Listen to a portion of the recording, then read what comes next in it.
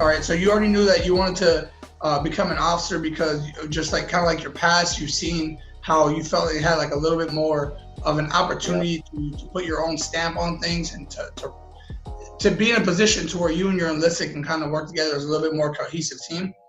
Yes. So you decide to go to Arizona State, or you handpicked Yeah. that one? So my wife is from Arizona, and we'd been around different places, and I was like, well, if I get to pick a school, I'll go back to Arizona so she can be near her family during this time.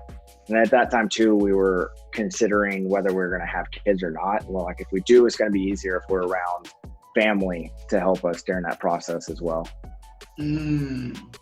That's awesome. So just real quick, for those that don't know, can you quickly explain the MECEP program and like kind of like the process? And also, can you kind of go over your experience while you were there? Yeah, so they change it all the time, but when I applied, you had to be a sergeant, and then you had to have so many credits of college already, and then you put together a package that was like yay thick. And then you would send it up, and they would send it back and be like, nope, try again. And you'd send it up again, and it finally go through. And then they select so many people out of the packages. And then if you get selected, then when the message comes back, it tells you, hey, you're going to report to OCS on this date for training. They used to do it where you would go to college, and then halfway through you would go to OCS. But, MECEPs would go and get fat and nasty at college and fail OCS. And so they're like, no, you're going to go first before you go to college to make sure you pass. So you go to OCS, and when you graduate OCS, you go back to your original unit and you apply for college, and it has to be a college that has an inter-OTC so that you can get to that group and participate with that.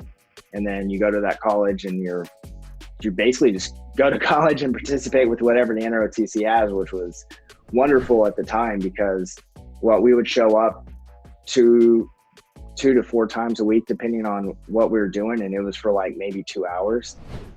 And then besides that, you just went to your classes. Right. Yeah.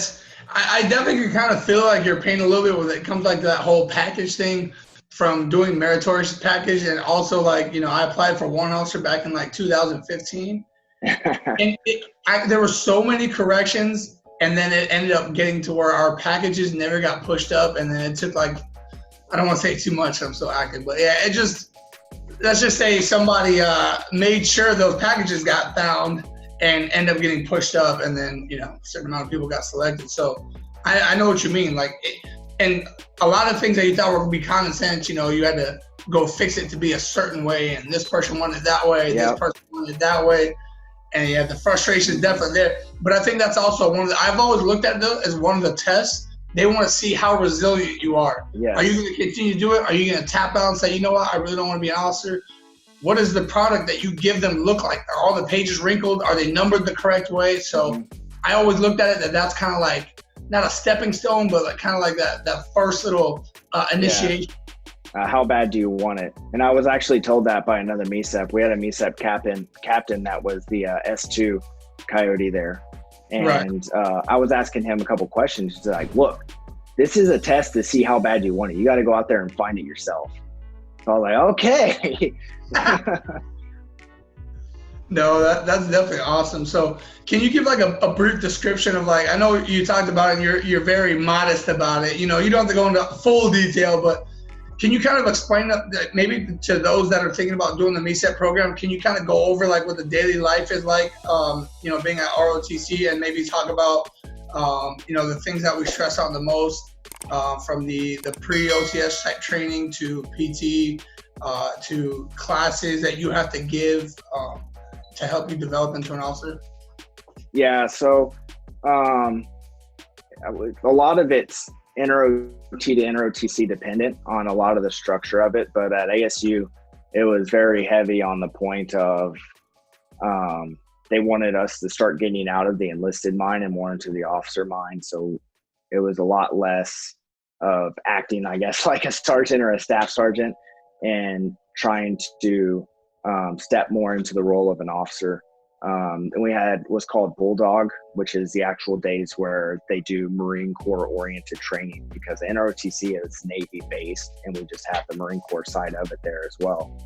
And as the MECEPs, we would trade off on teaching those classes just to get comfortable standing in front of people and talking to them and teaching as well. So we teach everything from like, I did compass classes, land navigation. We did some like immediate action drills, remedial action drills, like patrolling, all kinds of stuff like that. And then hikes. Yeah. Out at frickin' Four Peaks, that frickin' hill. Yeah, if Captain Maurer was watching this right now, he'd have a single team. Oh, the trail, it was bad. I remember the first time we went out there to do the hike, and I was actually the duty driver because I was still recovering from my surgery. This was before me or when I was there? This was before you got there. Okay. And we went out there, and it was literally just out. Like, there was people like a mile behind the main group, just spread out. Like, it was bad. There was people crying. Like, it was it was really bad because it's just a mile and a half straight up. We did 4 miles up. It's 4 miles straight up.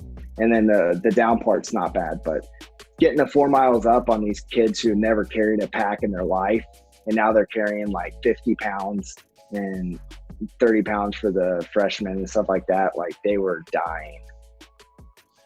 You were there when we adjusted the weight, right? In accordance to TBS? Yes. Okay. Mm-hmm. Talk about souls getting lost on the hills. It was just like...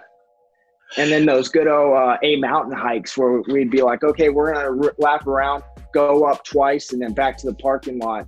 We go up the second time, come down, start heading towards the parking lot, and whip back around and start going up again. You just see people's souls crushed, and they would just start falling out because that's how you test their mental ability to keep pushing. And people would just mentally break when they would see us going up the mountain again for the third time. You know, it's funny because on the depot, we used to do that. Hey, we're going to do, one more time around. Hey, if we keep it tight, hey, that's it. So we come around, we're going by the barracks. You can smell some like food by the chow hall and stuff like that. You're like, yes. We're about to, this is up north in Camp Pouncey. Like, oh, we're about to be done. You're going back around by supply. You're about to hit by the freaking, not the O course, but the confidence course. Like, all right, cool. We're going back to the barracks. You hit that little strip, and next thing you know, the barracks are there, and you just keep going for another one.